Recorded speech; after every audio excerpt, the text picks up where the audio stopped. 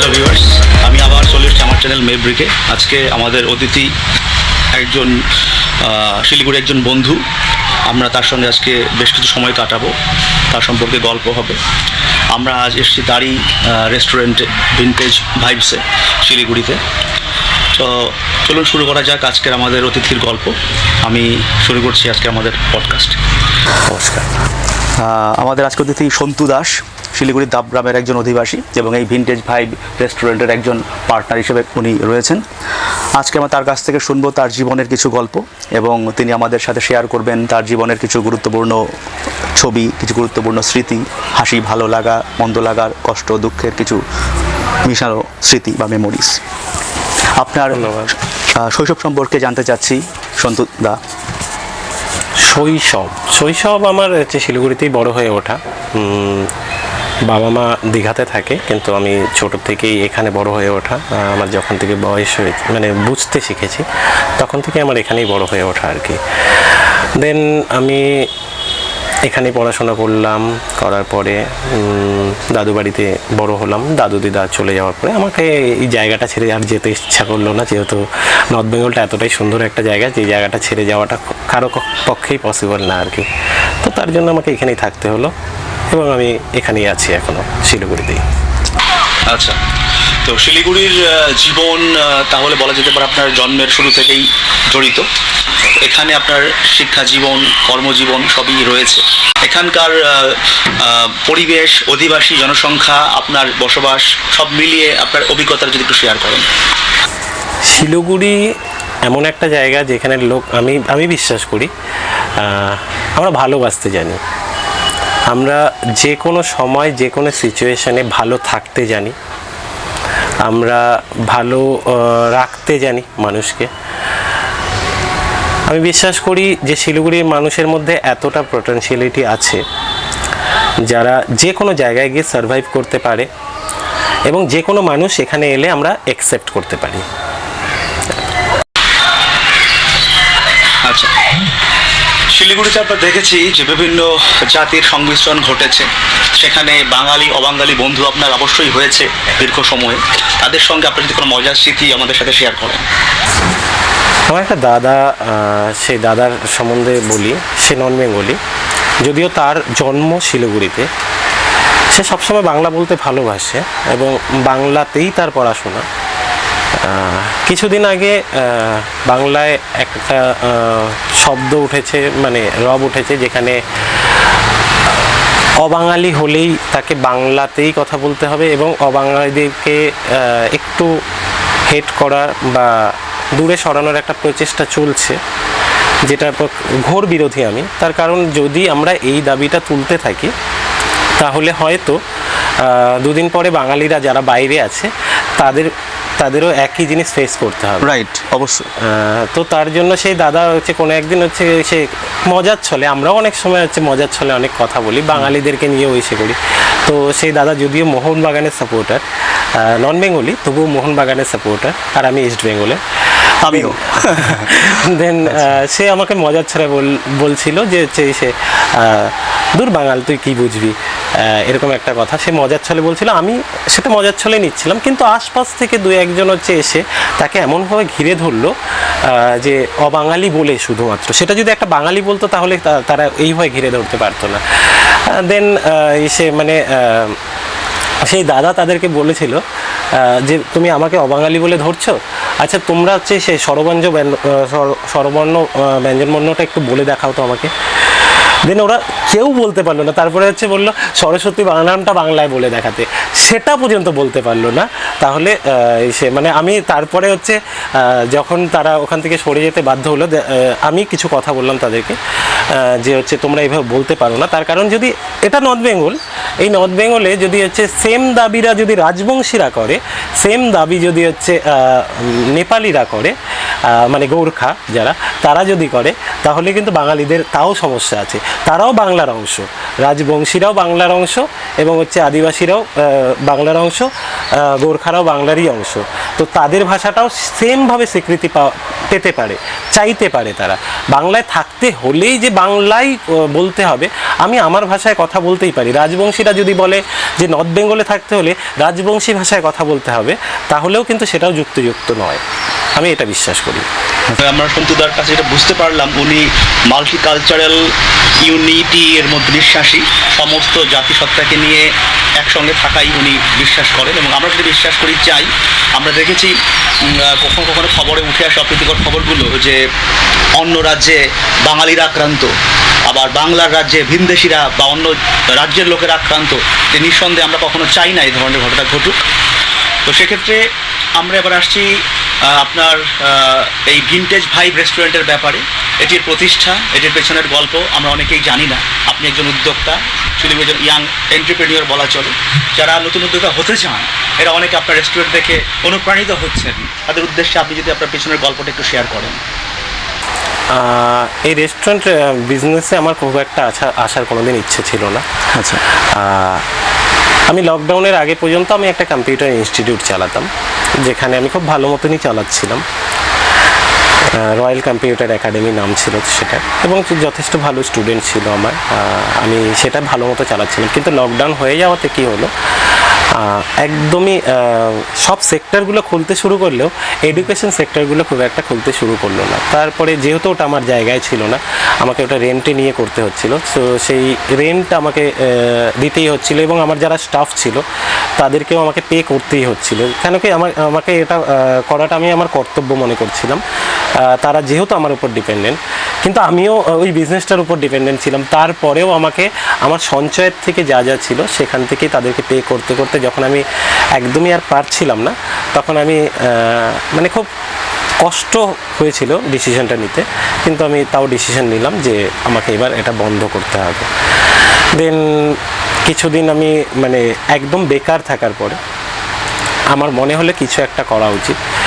দেন আমি ভাবলাম যে হচ্ছে আমি মানে রান্না বান্না খুব একটা খারাপ বাসি না আর কি, খুব ভালোবাসি এমনটা বলবো না, কিন্তু খুব একটা খারাপ বাসি না। আমি রান্না যে কোনো রান্না মানে আমি একবার দেখলে মোটামুটি হচ্ছে যারা আমার হাতে খায় তারা বলে যে হচ্ছে সে মানে খুব ভালো রান্না আয়ত্ত করে নেওয়ার ক্ষমতা রয়েছে। একদমই তাই। দেন আমি হচ্ছে ডিসিশন নিলাম যে একটা ক্যাফে করব, রেস্টুরেন্ট নয়। তার কারণ আমি ক্যাফেটা এই জন্য চাইছিলাম, আমি যেহেতু সাংস্কৃতিক জগতের মানুষ, আমি চাচ্ছিলাম সেই জায়গাটা একটা আড্ডা হবে, সেই আড্ডাটা কালচারাল আড্ডা হবে, যেখানে লোক আড্ডা দিতে দিতে তার কালচারাল প্রোগ্রামগুলো করতে পারবে, সাংস্কৃতিক একটা আড্ডা জমে উঠবে সেই জায়গাটাতে। তো আমি সেই জন্য ভেবে এটা আমার তৈরি করা। তারপরে যখন আস্তে আস্তে দেখলাম যে না, এটা ইয়াং জেনারেশনের পছন্দ জায়গা হয়ে উঠছে, দেন আমার আস্তে আস্তে মেনু চেঞ্জ করা, চাইনিজে আসা, দেন তারপরে কন্টিনিউ ইমপ্রোভাইজ করা। একদমই তাই। নইলে প্রথম দিকে আমি ওই চা কফি বা স্টার্টার এগুলো নিয়ে আমি শুরু করেছিলাম, একদম বেসিক যে আইটেমগুলো থাকে ক্যাফেতে। একদম তাই। তো তারপরে আস্তে আস্তে ডিমান্ড ওয়াইজ আমাকে ইমপ্রুভমেন্ট করতে হলো। তো দেন আস্তে আস্তে চলছে, সবাই ভালোবাসছে। আচ্ছা, এই রেস্টুরেন্টের সাথে জড়িয়ে আছে এমন কোনো মজার স্মৃতি যদি শেয়ার করেন। এই রেস্টুরেন্টের সাথে প্রত্যেকটা দিনই মজার। আমি এই রেস্টুরেন্টটাকে ভালোবাসি। এই ক্যাফে আমার নিজের হাতে তৈরি করা। আমি নিজে এক একটা জিনিস বানানো, এক একটা আর্ট বা এক একটা আইডিয়া, যদিও এটা রেনোভেট করার পরে এখন একটু আলাদা হয়েছে, এর আগের ক্যাফেটা আরও একটু আলাদা ছিল। আমাকে এবার ডিমান্ড ওয়াইজ আরও রেনোভেট করতে হয়েছে, আরও একটু জায়গা বাড়াতে হয়েছে। তো আমার প্রত্যেকটা জিনিস নিজের হাতে করা, তো এখানকার প্রত্যেকটা জিনিসই আমার কাছে মজার এবং স্মৃতি। তো এক্ষেত্রে আমরা বুঝতে পারছি যে সন্তুদা শুধুমাত্র একজন উদ্যোক্তা ব্যবসায়ীর চোখে নন, নিজের সন্তানের মধ্যে রেস্টুরেন্টটাকে তৈরি করেছেন, এবং এখনও সেটাকে ব্রিং আপ করার জন্য দিন রাত চেষ্টা করে যাচ্ছেন কী করে তার উন্নতি সাধন করা যায়, লাইক হিজ ওন চাইল্ড।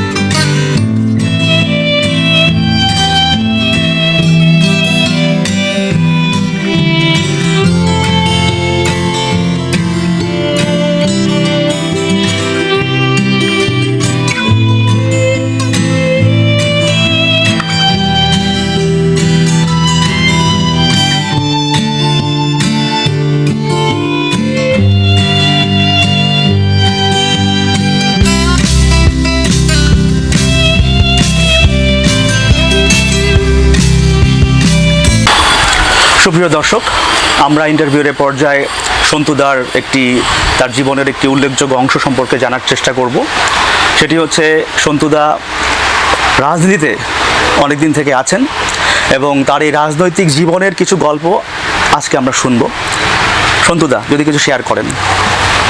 রাজনীতি খুব একটা এখনো পরিপক্ক হয়ে উঠতে পারিনি, হ্যাঁ কিছু দায়িত্ব সামলাচ্ছি। এই একটু আগে বলছিলাম যে আমি স্রোতের বিপরীতে হাঁটতে খুব পছন্দ করি, স্বাধীন চেতা। আর আমি বিরোধী দল হতেই বেশি পছন্দ করি। তার কারণ হচ্ছে আমি বিশ্বাস করি যে বিরোধিতা করা মানে হচ্ছে সরকারের বিরোধিতা করা না, সরকারের লুফলগুলো জানানো। আমি সেই জন্যই বেশিরভাগ সময় বিরোধী দলটাই প্রেফার করি। আমি একটা আদর্শ নিয়ে রাজনীতিতে এসেছিলাম, সেই আদর্শটা হিন্দুবাদী একটা আদর্শ, যেহেতু আমি হিন্দু, সনাতনী বলতেই পারো। হ্যাঁ, রাজনীতিতে আসা খুব একটা ইচ্ছা ছিল না। আমি একটা সামাজিক সংগঠনই করতাম। সেই সংগঠনটা দ্যাটস কল RSS, সেটাই আমি করতাম। সেটা সামাজিক সংগঠন ছিল। সেই সংগঠনটা আমি অনেকদিন করার চেষ্টা করলাম এবং তারপরে সেখান থেকে আমাকে বিজেপিতে যোগ দিতে হলো। তারপরে চেষ্টা করছি, অনেকটাই চেষ্টা করছি এবং কিছু কাজকর্ম করে যাচ্ছি। সমাজের জন্য যদি কিছু কাজ করা যায় সেটা নিয়েই আমার এখনকার জার্নিটা। আমি বিজেপিকে প্রতিষ্ঠিত করার জন্য শিলিগুড়িতে কাজ করে যাচ্ছি। শিলিগুড়িতে যারা বিজেপি করে মোটামুটি আমাকে চেনে। আচ্ছা। তার কারণ আমাকে ভগবান একটা পাওয়ার দিয়েছে, লেখার পাওয়ার। সেই লেখাটা আমি গান, স্লোগান এগুলোর মাধ্যমে যতটা সাপোর্ট করা যায়, কেন কি আমার ওই একটা পাওয়ারই আছে, লেখনের শক্তি। একদম তাই, ওই কলমের শক্তিটুকুই আছে আমার কাছে। তো সেটাই আমি চেষ্টা চালাচ্ছি এখনো। আমি বলবো না আমি সাকসেস, সেদিন বলতে পারি যেদিন আমার কলম বা আমার রাজনৈতিক চিন্তাধারা এই রাজ্যে প্রতিষ্ঠিত হবে, সেদিন আমি আমাকে সাকসেস বলতে পারবো। আচ্ছা, বেশ চমৎকার উত্তর। সন্তুদার কাছে আমরা শুনতে চাইবো আমরা যে বর্তমানে পশ্চিমবাংলাতে যে রাজনৈতিক অবস্থা চলছে এটি সম্পর্কে তার মূল্যায়ন কীরকম? রাজনৈতিক অবস্থা বলতে পশ্চিমবঙ্গে যেটা চলছে সেটা রাজনৈতিক অবস্থা খুব একটা বলবো না। তার কারণ এটা ম্যানমেড কিছু একটা সিচুয়েশন তৈরি করা হয়েছে যেখানে মানুষ সাফার করছে। আমার মনে হয় রাজনীতির ঊর্ধ্বে উঠে এই জায়গাটাকে যদি কোনোভাবে ঠিক করা যায়, কেন কি পশ্চিমবঙ্গের অবস্থা ভালো নেই। আমি বিশ্বাস করি না এই অবস্থা পশ্চিমবঙ্গের হওয়া উচিত ছিল। যেই রাজ্য একসময় ভারতকে পথ দেখাতো, যেই বাঙালি নাকি আগে ভাবতো তারপরে পুরো ভারতবর্ষ ভাবতো, যেই বাংলার থেকে মহান মহান মনীষীরা উঠে এসেছে, যেই বাংলাই শুধুমাত্র হিন্দুত্বের কথা বলেছিল, যেই বাংলা সাহিত্যে নোবেল নিয়ে এসেছিল, যেই বাংলা ভারতকে জাতীয় সঙ্গীত, ভারতকে জাতীয় গীত দিয়েছিল, সেই বাংলার এরকম দুরবস্থা হওয়া আমি মনে করি না উচিত ছিল। সেটা রাজনীতির কারণে নয়, আমি এখনও বিশ্বাস করি রাজনীতি রাজার নীতি হওয়া উচিত। সেই নীতিটা একদমই খারাপ হয়ে যাচ্ছে পশ্চিমবাংলার পরিস্থিতি। আমি বিশ্বাস করি পশ্চিমবাংলার যুব সমাজের জন্য খুব একটা শোভার নয় এই জায়গাটা। আচ্ছা, তো রাজনৈতিক যে অস্থিরতা চলছে বা যে অনুকূল পরিবেশটা অনুপস্থিত রয়েছে পশ্চিমবাংলাতে, আপনার মতে সন্তুদা এই পরিস্থিতি থেকে উত্তরণের কোনো কি উপায় নেই? আমরা কি আশা পাবো না কারো কাছ থেকে? উত্তরণের উপায় অবশ্যই থাকবে, তার কারণ সময় সবসময় চেঞ্জ হয়। সময় এমন একটা জিনিস যেটা কারোর জন্য থেমে থাকে না। দিন যেরকম আসে রাত সেরকম আসে, তেমনি রাতের পরে দিন আসা একদম ধ্রুব সত্য। এই জায়গাটার থেকে কোনোভাবেই কেউ অস্বীকার করতে পারবে না যে আজকে রাত তো কালকে দিন হবে না, হবে। কিন্তু যদি আমি ঘর বন্ধ করে রাখি, ঘরে লাইট না জ্বালাই, জানালাটা না খুলি, তাহলে আমার মনে হয় দিন হলেও আমি বুঝতে পারবো না। তার জন্য আমাকে দরজাটা খুলতে হবে, জানলাটা খুলতে হবে, আমাকে বাইরে বেরিয়ে দেখতে হবে যে দিন হচ্ছে কিনা, হয়েছে কিনা, ভোর হয়েছে কিনা। তাহলেই আমার মনে হয় যে দিনটা হবে। এবার এই উদাহরণটা কেন দিলাম সেটা হচ্ছে জিজ্ঞেস করতেই পারো। সেটা এই জন্য যে আমরা যদি বসে থাকি ঘরের মধ্যে আর আমরা যদি ভাবি যে আমার ঘরের মানে টিন ভেদ করে বা ছাদ ভেদ করে বা জানালার ভেদ করে দিনের আলো আমার কাছে এসে পৌঁছাবে, আমি বিশ্বাস করি না সেটা সম্ভব। তাই আমাদেরকে মাঠে নামতে হবে, আমাদেরকে আমাদের হয়ে দাবি জানাতে হবে। সেই দাবিগুলো যেমন এই বাংলায় হচ্ছে সবথেকে বড় এখনকার সমস্যা, সেটা হচ্ছে কয়েকদিন আগে আপনারা দেখলেন যে যেইভাবে 26,000 যুব খুব কষ্টের মধ্যে দিয়ে তারা কাটাচ্ছে। আমি বিশ্বাস করি না চাকরিচ্যুত, একদমই তাই। আমি বিশ্বাস করি না তারা সবাই অযোগ্য ছিলেন বা দুর্নীতির আশ্রয় নিয়েছিলেন। একদমই। সেই জায়গাটাতে কিছু পার্টিকুলার লোক, আমি বলছি না এটা রাজনীতির জন্য নয়, এই সিচুয়েশনটা কিছু ম্যানমেড করাপশন কিছু লোকের জন্য আজকে এই জায়গাটাতে পৌঁছেছে। তো এই 26,000 লোকের চাকরি গেল, আমি তাও মেনে নিলাম, চলো চলে গেল, যেহেতু হচ্ছে যোগ্য অযোগ্য বাছাই করা যাচ্ছে না, তাই পুরো প্যানেলটাকেই বাতিল করতে হলো। কিন্তু তাহলে সেটা যারা ঘুষ দিল তাদের না হয় চাকরি গেল, মেনে নিলাম, কিন্তু যারা ঘুষ নিল তাদের কি হলো? কই একটাও তো এখনো পর্যন্ত এরকম দাবি উঠছে না যে যারা ঘুষ নিল তাদের গ্রেপ্তার করা হোক বা তাদের থেকে সম্মুখে আনা হোক এদের। হ্যাঁ, তাদের থেকে দরকার পড়লে এদের পরিবারের দায়িত্ব নেওয়া হোক। তাদের যত সম্পত্তি আছে সে সুইস ব্যাংকেই থাক, যত সম্পত্তি আছে সেটা বিক্রি করে হলেও এই চাকরিচ্যুত যারা আছে তাদের সারা জীবনের ভরণ পোষণ নেওয়া হোক। এটা কি সম্ভব?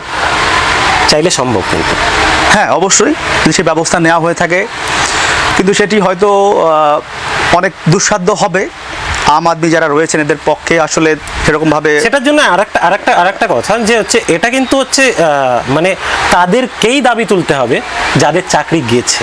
অবশ্যই এটা কিন্তু মানে এরাও এখন ভয়ে আছে, এরাও বারবার হচ্ছে সরকার থেকে এদেরকে একটা করে প্রপোজাল দেওয়া হচ্ছে এবং এরা সেটা নিয়েই হচ্ছে লুফে নেওয়ার চেষ্টা করছে বা ওটা নিয়ে আনন্দিত থাকার চেষ্টা করছে। সরকার বলছে যে আমি তো তোমাকে বেতন দেব,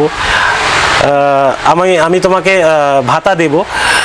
এবার আমার মতে যে আপনারা রাস্তায় বসে না থেকে সেই সরকারের থেকে এবার মানে সেইভাবে কড়াভাবে হচ্ছে ডিমান্ড করা উচিত যে না, আমরা আর ভাতা বেতন এগুলো তো আমাদের প্রাপ্য, এগুলো তো চাই, কিন্তু আমরা এটাও চাই যারা দুর্নীতি করেছে তাদের সম্পত্তি বেচে আমাকে আমার প্রাপ্যটা ফেরত দিতে হবে। এটা যদি তারা দাবি তুলতে পারে আমার মনে হয় এটা বেস্ট হবে। এ দাবিটি আমি যতটুকু স্বল্প পলিটিক্স সম্পর্কে জানি অনেকটা সমাজতান্ত্রিক হয়ে গেল। একদম এটি বর্তমান যুগের প্রেক্ষাপটে কতটুকু বাস্তবায়িত করা যাবে প্রশ্ন রয়েছে, তবে অবশ্যই এটা যোগ মানুষ চাইলে সবকিছু বাস্তবায়িত করা। হ্যাঁ, তা অবশ্যই, মানুষ চাইলে সবকিছু, যদি জনতা জেগে ওঠে একদম অবশ্যই সম্ভব সেটি। একদম তাই। এত দুর্নীতি সত্ত্বেও এই রাজ্যে আমি বলছি না কোনো পার্টিকুলার মানুষকে বলছি না, কিন্তু একটা দল, যেই দলটা এত দুর্নীতি করলো, এই 21-এর আগেও আমরা দেখেছিলাম যে হচ্ছে অনেকটা কিছু মানে দুর্নীতি হয়েছিল, যেটা ভোটে দুর্নীতি হোক, যা ভোট পরবর্তী হিংসা হোক, অনেক কিছু, তারপরে হচ্ছে সারদা, এরকম অনেক কিছুই আমরা দেখলাম। এত দুর্নীতি হওয়া সত্ত্বেও যখন একটা দল জেতে, আমি বলছি না কীভাবে জিতছে আমি জানি না, কিন্তু যখন জেতে তখন মানে আমাদের বাংলার বা বাঙালির এখনকার মানসিকতা নিয়ে প্রশ্ন জাগে। আমার প্রশ্ন জাগে যে এরা কি সত্যি মানে নেতাজির বংশধর? এরা কি সত্যি রবীন্দ্রনাথের বংশধর? এরা কি সত্যি স্বামীজির বংশধর? আমার প্রশ্ন জাগে, আমি বাঙালি হিসাবেই প্রশ্ন জাগে। চমৎকার একটি বিষয় তুলে ধরেছেন সন্তুদা। সত্যি এই ব্যাপারটি নিয়ে আমাদের বাঙালি হিসেবে প্রত্যেকের ভাবা উচিত। আমি রাজনীতির ব্যাপারটিকে খুব আর দীর্ঘায়িত করবো না, শুধু একটি রাজনীতির ব্যাপারে ছোট্ট একটি প্রশ্ন সন্তুদাকে করতে চাই। সেটি হচ্ছে, যারা তরুণ রয়েছে, পলিটিক্সে আসতে চাইছে, এদের উদ্দেশ্যে আপনার কিছু বলার যদি থেকে থাকে, ছোট ভাই বোনদের উদ্দেশ্যে। পলিটিক্সে আসা তো সবার উচিত, সবাইকে পলিটিক্স করা উচিত। আর কেউ যদি বলে না আমি পলিটিক্স পছন্দ করি না বা পলিটিক্স করি না বা ঘৃণা করি, তাহলে সে সব থেকে বড় মিথ্যা কথা বলছে। তার কারণ হচ্ছে দেশ চালায় নেতারা। আইডিওলজি প্রত্যেকের থাকে, আচ্ছা। প্রত্যেকে কোনো না কোনো ধর্ম নিয়ে বাঁচে। এইবার সে ধর্ম বলতে কিন্তু আমি মতবাদ। রিলিজিয়ান বলছি না, সেটা অনেকে হচ্ছে সে নিজেকে মানে ধর্মহীন বলেও ঘোষণা করে এখন, কিন্তু তারও একটা ধর্ম আছে, ধর্মহীনও একটা ধর্ম। প্রত্যেকের জীবনটা চলার জন্য যে পথটা, সেই পথটাকেই তো আমরা ধর্ম বলি, তার নিজস্ব মতবাদ। নিজস্ব মতবাদ, তো সেটাকেই আমরা ধর্ম বলি। তো সেই ধর্মটা প্রত্যেকের আছে, সেমভাবে রাজনীতিও প্রত্যেকের সাথেই জড়িয়ে আছে। আমি সকাল থেকে ঘুম থেকে ওঠার পরে রাতে শুতে যাওয়ার আগে পর্যন্ত এবং শোয়ার পর পর্যন্ত আমি 24টা ঘন্টায় রাজনীতির সাথে জড়িয়ে আছি, প্রত্যক্ষ বা পরোক্ষভাবে, একদমই তাই। তো আমি যদি বলি আমি রাজনীতি পছন্দ করি না বা রাজনীতির সাথে আমি নেই, এটা সব থেকে বড় মিথ্যে কথা বলা হবে। আর হ্যাঁ, যারা রাজনীতিতে আসতে চায়, ছোট ভাই বোনেরা যারা আসতে চায়, তাদেরকে আমি একটাই কথা বলবো, রাজনীতিতে আসার আগে রাজনীতি সম্বন্ধে জ্ঞান থাকাটা খুব জরুরি। তার কারণ তুমি কোন রাজনীতিতে বিশ্বাসী, তুমি সেটাতে যদি না আসতে পারো, সেই মতবাদে যদি তুমি না ফিট হতে পারো, তুমি একটা চিন্তাধারা তোমার খুব প্রোগ্রেসিভ একটা চিন্তাধারা, কিন্তু তুমি এমন একটা রাজনৈতিক দলে গেলে সেই রাজনৈতিক দলটা খুব ন্যারো মাইন্ডেড, তোমার সঙ্গে ম্যাচ করছে না, তখন ম্যাচ করবে না, করতে পারে না, তখন ক্ল্যাশ তৈরি হবে। তার মানে প্রত্যেকটা ক্ষেত্রে তোমার নিজের দলের বিরোধিতা করবে। আর রাজনীতি করতে গেলে বা কোনো দল করতে গেলে তুমি আর যাই হোক দলের বিরোধিতা করতে পারবে না। তো সেক্ষেত্রে প্রকাশ্যে যদি কেউ দলের বিরোধিতা করতে সুযোগ না পায়, তাকে দমিয়ে দেওয়া হয়, তাহলে কি আপনি মনে করেন না সন্তুদা সেখানে স্বাধীন মত প্রকাশ এর অধিকার হরণ করা হয়? না, আমি প্রকাশ্যে বললাম, প্রকাশ্যে বিরোধিতা করা যাবে না। আচ্ছা, দলের বিরোধিতা তো অবশ্যই হবে, দলের কিছু ডিসিশন তো আমরা ভুল হতেই পারে, আচ্ছা। সেটার বিরোধিতা আমরা দলের মধ্যে করতে হয়। রাজনীতিতে এটা নিয়ম আছে, এটা প্রত্যেকটা রাজনৈতিক দলের এটা নিয়ম যে প্রকাশ্যে দলের বিরোধিতা করা যায় না। তার কারণ আপনার একটা মতবাদের জন্য পুরো দলটার ক্ষতি হয়ে যায়, তো সেখানে প্রকাশ্যে বিরোধিতা করাটা উচিত নয়। আমি বিশ্বাস করি দলকে যদি ভালোবেসে আপনি এসে থাকেন, তো সেই দলকে আপনি হচ্ছে প্রকাশ্যে বিব্রত করতে পারেন না। আচ্ছা, দলের ইমেজ রক্ষার্থে প্রকাশ্যে দলকে ছোট না করাই, আন্ডারএস্টিমেট না করাটাই সব থেকে ভালো উপায় বা অ্যাপ্রোচ হতে পারে দলের স্বার্থে। আচ্ছা, এবার আমি সন্তুদার কাছে রাজনীতির প্রসঙ্গটা বাদ দিয়ে তার ব্যক্তি জীবনে যে স্রোতের বিপরীতে চলার যে একটি প্রবণতা বা ইচ্ছে ছিল, সেই স্বাধীন চেতা ম্যাভরিক যে মেন্টালিটি, তার কিছু বাস্তব উদাহরণ বা ঘটনা আমরা একটু ছোট্ট করে শুনতে চাচ্ছি। ব্রেকে বলছিলাম, যখন ব্রেক নিলাম তখন বলছিলাম স্রোতের বিপরীতে চলতে আমার খুব ভালোই লাগে, খুব ভালো লাগে। আমি ওই ব্রেকেই বলছিলাম আপনাকে যে যখন ক্লাস 7-8-এ পড়ি, তখন আমি দেখতাম আর কি সবাই বাঁদিকে সিটি করে। এটা তখনকার সময় ট্রেন্ড ছিল, এখনো আছে, এখনো হয়তো রাস্তা ম্যাক্সিমাম লোক যদি খোঁজেন আপনি, আচ্ছা, 90%-এর উপরে বাঁদিকে সীতা করেছে। আচ্ছা, তো আমি ওই সময় মানে বাড়িতেও আমার সবাই তাই, আমার মাও যখন চুল আছড়ে দিত, মানে আমারও তাই, যখন ওই মাথায় তেল দিয়ে একদম পরিপাটি করে মাথা আছড়ে দিত। এখন তো আর ওইভাবে আছড়াই না, তার কারণ হচ্ছে তেল দেওয়াটা খুব একটা হচ্ছে ফ্যাশনেবল মনে হয় না। একেবারে সেম কেস আমার ক্ষেত্রে ঘটে চলেছে। আমি অতটা ফ্যাশন করি না, কিন্তু তেল দেওয়াটা অতটা ফ্যাশনেবল মনে হয় না। তেল দিলেও সঙ্গে সঙ্গে এখন হচ্ছে ইসে করে নিতে হয়, শ্যাম্পু করে নিতে হয়।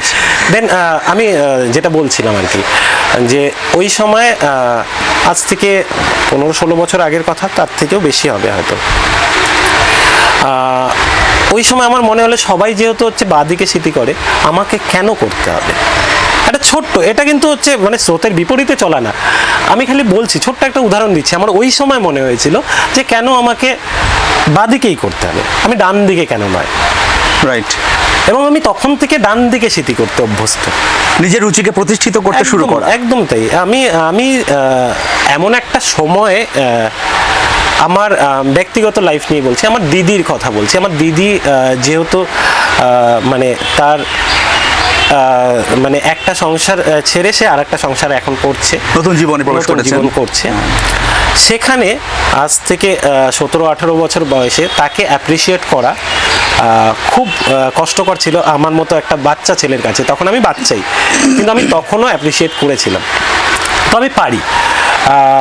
তখনও হচ্ছে আমাকে অনেকেই বলেছিল, পাড়ার লোক বলেছিল, আমার আত্মীয় স্বজন যারা ছিল, যে বাচ্চা তুই বুঝিস না ব্যাপারগুলো, তো সমাজের সাথে চলতে হয়, সমাজ যেটা নিয়ম বানিয়েছে সেটা মেনে চলতে হয়। আর তখন আমি একটা কথা বলেছিলাম যে নিয়ম বানানোই হয় ভাঙার জন্য। এটা হচ্ছে ব্যাপার। আচ্ছা, তো সেক্ষেত্রে একটি প্রশ্ন চলে আসে, স্রোতের বিপরীতে যারা চলেছেন পৃথিবীতে, আমরা দেখেছি প্রত্যেকের জীবনে অসংখ্য বাধা এসছে। তো আপনার জীবনে এরকম বাধার সম্মুখীন হওয়ার ঘটনা এবং সেখান থেকে উত্তরণের যদি ঘটনা ঘটে থাকে, যদি একটু শেয়ার করেন। বাধা স্রোতের বিপরীতে চলার জন্য আমার খুব একটা হয়নি। তার কারণ হচ্ছে আমি খুব সাপোর্ট পেয়েছিলাম, সবসময় সাপোর্ট পাই, এখনও পাই। হ্যাঁ, স্রোতের বিপরীতে ওইটাও চলা বলবো। আমি যেহেতু হচ্ছে বিরোধী দল করতাম, তো সেই জায়গাটাতে অনেক শাসক দল এসে আমাকে অনেকটাই চেষ্টা করেছিল আমাকে দমিয়ে দেওয়ার জন্য।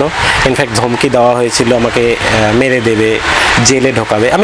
আচ্ছা, আর একটা কথা বলাই হয়নি, আমাকে জেলে যেতে হয়েছিল, 17 দিন আমাকে জেল খাটতে হয়েছিল রাজনৈতিক কারণে। একদম বিরোধী পক্ষের হুমকি ধামকিতে। একদম তাই। এটা ছোট কথা কি জন্য হয়েছিল, কি কারণে অ্যাকচুয়ালি দর্শকদের উদ্দেশ্যে কি কারণটি ছিল? 2020 সালে আমরা একটা অভিযান করেছিলাম, উত্তরকন্যা অভিযান।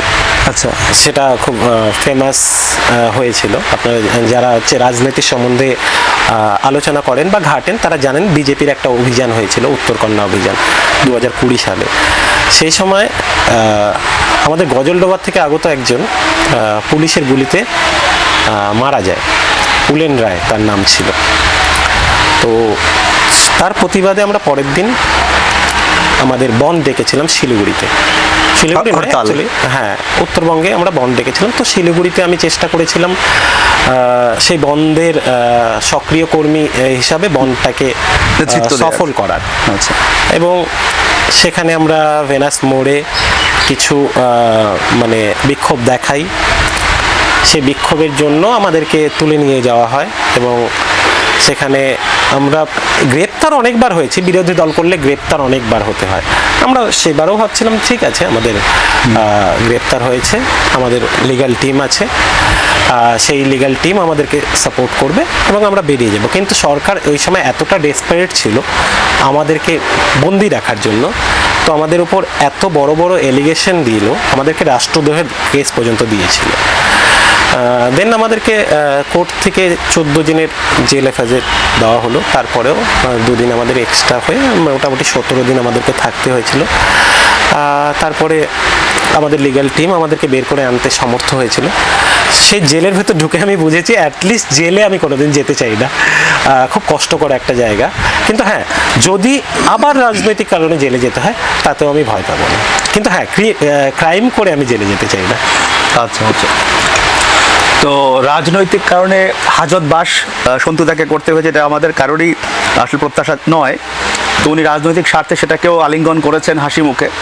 এবং সে সময়ে ফেসবুকে কিছু পোস্ট আমার চোখে পড়েছিল, যেখানে সন্তুদাকে আমি দেখেছিলাম উনি মিছিল করতে গিয়ে রাস্তায় পড়ে গেছেন, ওনার প্রেশারটা হয়তো ফল করেছে, সুগারটা ফল করেছিল এবং পুলিশ তাকে ঘিরে রেখেছে। আমিও দেখে খুব চিন্তা হয়েছিলাম কী ব্যাপার, কী ঘটছে। তো সেদিক থেকে সেই দিনগুলো পার করে সন্তুদা আজকে এই পর্যায়ে এসছেন। এবং আমি যতটুকু জানি, ছোটো একটা পয়েন্ট, আমি যারা আপনার সম্পর্কে হয়তো ডিপলি শিলিগুড়ির নন তারা হয়তো জানেন না যে শিলিগুড়িতে আপনি একটি ওয়ার্ডের, যতটুকু জানি, সাধারণ সম্পাদক। না, আমি মণ্ডলের সাধারণ সম্পাদক হয়েছিলেন। এটা কোন ওয়ার্ডের ছিল? আমাদের শিলিগুড়িতে যেটা 7 নম্বর মণ্ডল বলতো, সেটার আমি সাধারণ সম্পাদক হয়েছিলাম। আচ্ছা। এখন জেলায় একটা ছোট্ট দায়িত্বে আছি, ডাবগ্রাম ফুলবাড়ি বলে একটা বিধানসভা আছে, সেটার কনভেনার হিসেবে আছি আমি। আচ্ছা, আর রাজনৈতিক ক্ষেত্রে আপনার যে পথ চলা তার মধ্যে সবচেয়ে ভালো ঘনিষ্ঠতা তৈরি হয়েছে এমন যদি কেউ থেকে থাকে, সবচেয়ে ভালো বন্ধু আছে, সবচেয়ে ভালো closest সবচেয়ে ভালো friend? আমার মানে একটা ভাই। আমরা তাকে দেখাবো এই পডকাস্টে। না, সে এই মুহূর্তে তো হয়তো এখানে নেই।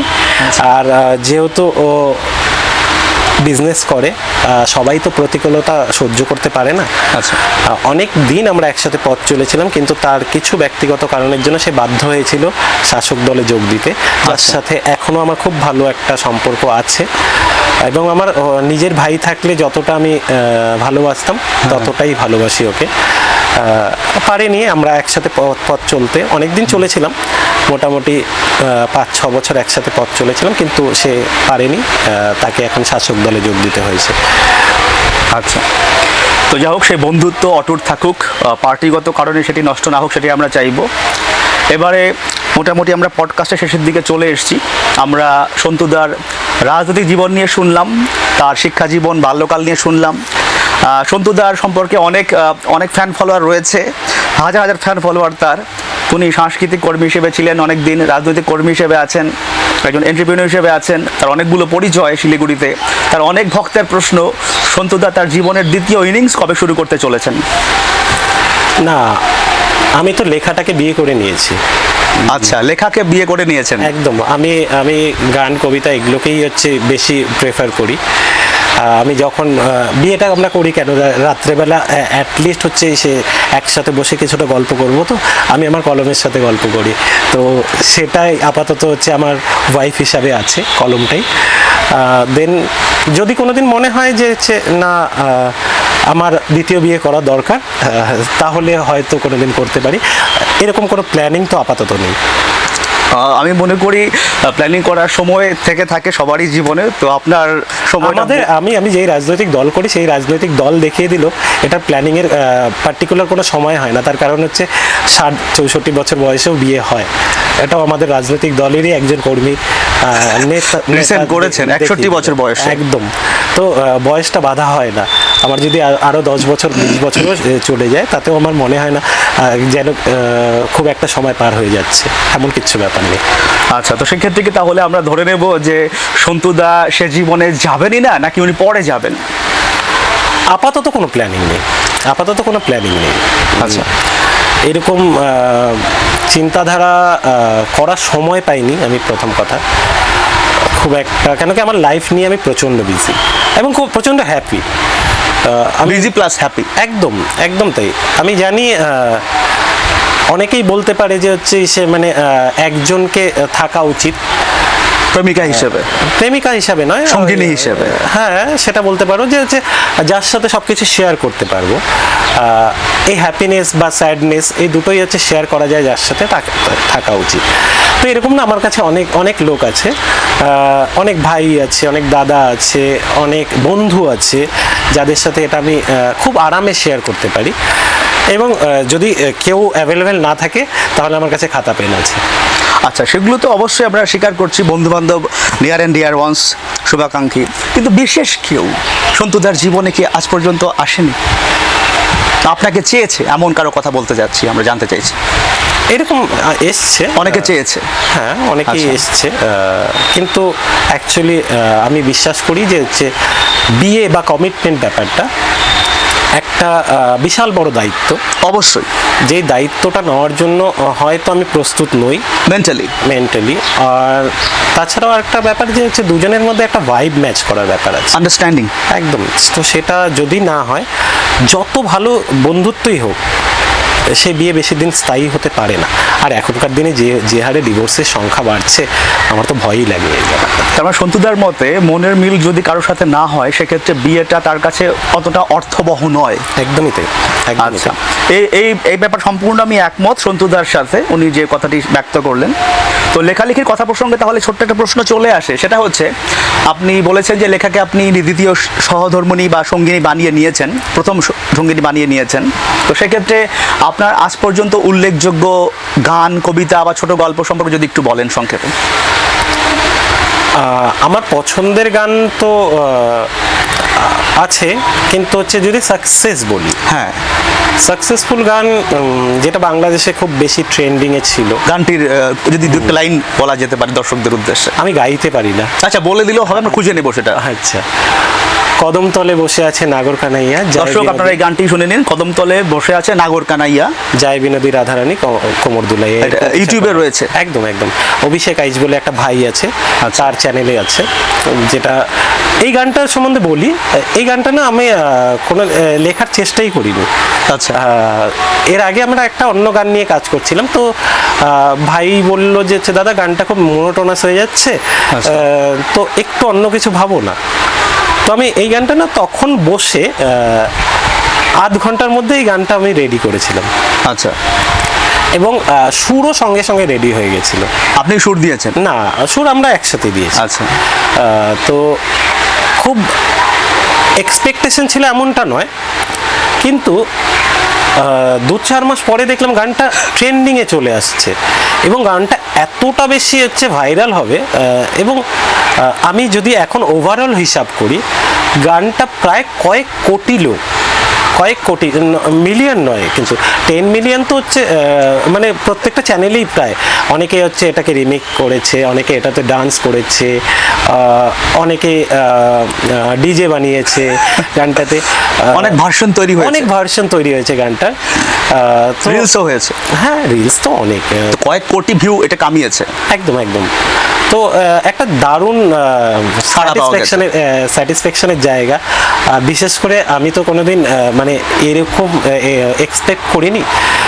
দেন আমার মা বাবা দীঘাতে থাকে, তো সে আমাকে একদিন হচ্ছে দীঘায় কোনো একটা কারণে বাজারে গিয়েছিল। তো সেখানে সরস্বতী পূজা চলছিল। তো মা আমাকে ফোন করে বলছে যে সন্তু তোর গানটা বাজছে। তো একজন ডান্স করছে সেটাতে, একটা পাড়ার ফাংশনে। আমি এতটা বেশি খুশি হয়েছিলাম, তার কারণ সত্যি কথা।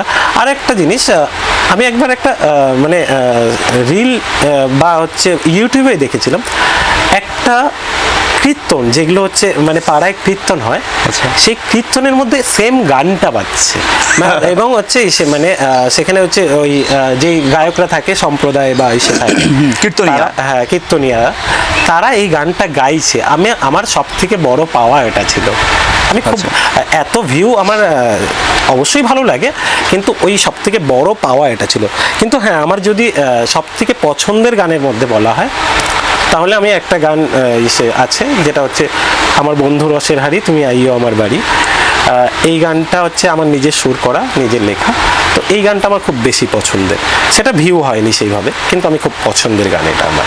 আচ্ছা, যেহেতু নিজের সব কিছু, তো সেই জায়গাটাতে একটা এটা হচ্ছে গানের ব্যাপারটা। হ্যাঁ। আর এছাড়া যদি লেখালেখি বলা হয়, কবিতা বা গল্প, সেক্ষেত্রে গল্প আমি খুব একটা লিখতে পারি না। মানে আমি খুব মানে ধৈর্যহীন একটা ছেলে, মানে ধৈর্য নেই বললেই চলে। আচ্ছা আচ্ছা।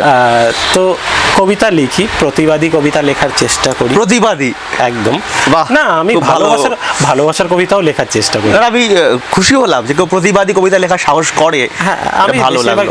যেহেতু একটা রাজনৈতিক দল করি, তো প্রতিবাদী চিন্তাধারা অটোমেটিক চলে আসে।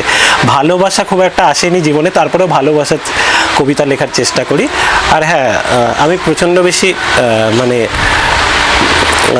কি বলবো, নারীবাদী কবিতাও খুব লেখার চেষ্টা করি। ফেমিনিস্ট?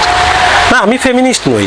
আচ্ছা, ঠিক আছে, আমি ইকুয়ালিটিতে বিশ্বাস করি, কিন্তু আমি ফেমিনিস্ট নই। ওই আলট্রা ফেমিনিস্ট যেটা, সেটা আমি নই। কিন্তু হ্যাঁ, আমি চেষ্টা করি। আচ্ছা, তো সেক্ষেত্রে যিনি যেটা বললেন, তার যে গানটি কোটি কোটি ভিউ হয়েছে, এবং তিনি উল্লেখ করলেন তিনি আকস্মিকভাবে গানটি লিখতে বসেছিলেন কোনো প্ল্যান প্রোগ্রাম ছাড়াই। তো পৃথিবীর যে ঘটনাগুলো আমরা দেখি, স্মরণীয় ঘটনা পরবর্তীতে হয়েছে, সেগুলোর ব্যাকগ্রাউন্ড বেশিরভাগ ক্ষেত্রে এরকমই ছিল। হঠাৎ করে ঘটনাগুলো ঘটে গেছে, তারা কেউ জানতো না এটা কতটা খারাপ ফেলবে। এমন অনেক ঘটনা ইতিহাসে রয়েছে। আজকে সন্তুদার সেই গানটিও তার প্রমাণ, যে তিনি সেই গানটি যখন লিখেছিলেন ভাবেননি এটা এত খারাপ ফেলবে, কোটি কোটি ভিউ হয়ে যাবে ইউটিউবে বা অনলাইনে, সেটি হয়েছে। এবং সেই গানটি আমি নিজেও দেখেছি, খুব সুন্দর একটি গান। এবার আমরা আমাদের অনুষ্ঠানের একেবারে শেষ পর্যায়ে এসে পৌঁছেছি। আমি সন্তুদার কাছে অল্প কিছু প্রশ্ন, বলা যায় র্যাপিড ফায়ার রাউন্ড যেটাকে বলা হয়ে থাকে, দ্রুত ঝটপট উত্তর, সেটাকে আমি ওনার অনুমতি নিয়ে শুরু করতে চাইছি। সন্তুদা, আর ইউ রেডি? প্রথম প্রশ্ন, আপনার মতে রাজনৈতিক জীবনে আপনার আদর্শ পুরুষ বা আদর্শ ব্যক্তিত্বকে? আদর্শ ব্যক্তিত্ব বললে পুরুষ নয়, আদর্শ ব্যক্তিত্ব আমার কাছে সুষমা। সুষমা স্বরাজ। একদম। আচ্ছা, বাঙালিদের নবজাগরণের ক্ষেত্রে সামনে আপনি কাকে মনে করেন অগ্রদূত হিসেবে আসতে পারেন? এটা এখন বলাটা খুব মুশকিল। তবুও আমি মনে করি যদি রাজনৈতিক মধ্যে উঠে কথা বলতে চাই, তাহলে আমি মনে করি এখনকার সময় আমাদের সৌরভ গাঙ্গুলি যথেষ্ট ম্যাচুরিটি আছে। আচ্ছা, আপনার প্রিয় অভিনেতা বাংলা সিনেমার ক্ষেত্রে? আমার প্রিয় অভিনেতা সৌমিত্র চ্যাটার্জি, অভিনেত্রী? মৌসুমী চ্যাটার্জি। হিন্দি সিনেমার ক্ষেত্রে প্রিয় অভিনেতা? হিন্দি সিনেমার ক্ষেত্রে আমার এই মুহূর্তে সেইভাবে আমি হিন্দি সিনেমা দেখি না, তবুও বলতে পারি প্রিয় অভিনেতা হিসেবে আমি মিঠুন চক্রবর্তী। আচ্ছা, বাঙালির গর্ব। প্রিয় অভিনেত্রী? প্রিয় অভিনেত্রী মৌসুমী চ্যাটার্জি। আচ্ছা, আমি এর ক্ষেত্রেই মৌসুমী চ্যাটার্জি বলি। হ্যাঁ, এটা উল্লেখ করেছি, ওনার ছবি আমিও দেখেছি। He is a very talented and beautiful আমার খুব সুন্দর লাগে তাকে, মানে সব থেকে সুন্দরী একজন এলিগ্যান্ট, এফোর্টলেসলি বিউটিফুল একদম একদম ন্যাচারাল। ন্যাচারাল। আর যদি এবার হলিউডের দিকে তাকাই, প্রিয় অভিনেতা অভিনেত্রী কারা রয়েছে? হলিউড মুভি দেখিনি না, একদমই দেখি। আচ্ছা, এটা কি, আমি একটু প্রশ্ন করছি, এটা কি তাহলে রাষ্ট্রবাদী চেতনা থেকে ইংরেজি মুভিকে বর্জন করার কোনো না, ব্যাপার আমি বেশিরভাগ মাটির সাথে থাকতে পছন্দ করি। ডাউন টু আর্থ, আমার না, মাটির সাথে যেগুলো হচ্ছে মিশে থাকে আমি সেই সব দেশীয়? জিনিস পছন্দ করি। লাইক আমি গানের ক্ষেত্রে কিন্তু আমার প্রত্যেকটা গান শোনা, আচ্ছা, যে কোনো ফোক, সেটা ভাটিয়ালি হতে পারে, সেটা আমাদের ভাওয়াইয়া হতে পারে, সেটা বাউল গান হতে পারে, সেটা যে কোনো ফোক। আচ্ছা, ফোকের বাইরে আমি খুব একটা গান শুনি না আচ্ছা, বা লিখিও।